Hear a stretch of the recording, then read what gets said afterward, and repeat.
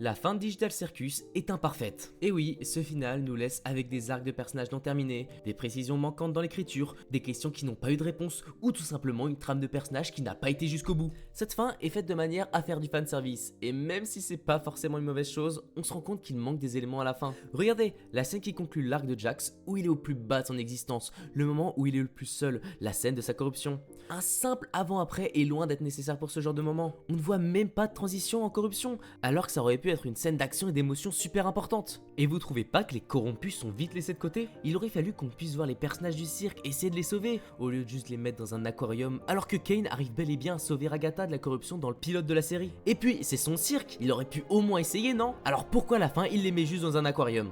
Surtout, le plus gros souci de cette fin réside dans les 85% de présence de Jax et de la découverte de son passé par Pomni, pour qu'au final n'arrive même pas à le sauver. Tous ces efforts juste pour le laisser présumé mort sans vraiment finalité. Nous la communauté, ça nous laisse sur un goût amer en regardant ça. Non sérieux, ils auraient pu au moins finir leur histoire plutôt que nous laisser sur une fin ouverte. Bien sûr, le final de TADC a des bons côtés, il est même plaisant à regarder, mais quand on s'attache durement à une série, tous ces détails sont beaucoup trop importants pour qu'on les laisse de côté. Voilà, vous avez mon avis objectif du final de TADC, dites-moi le vôtre en commentaire, n'hésitez pas à vous abonner et à liker, ça me fait grave plaisir. Et il y a plein d'autres vidéos qui vont sortir, donc restez à l'écoute.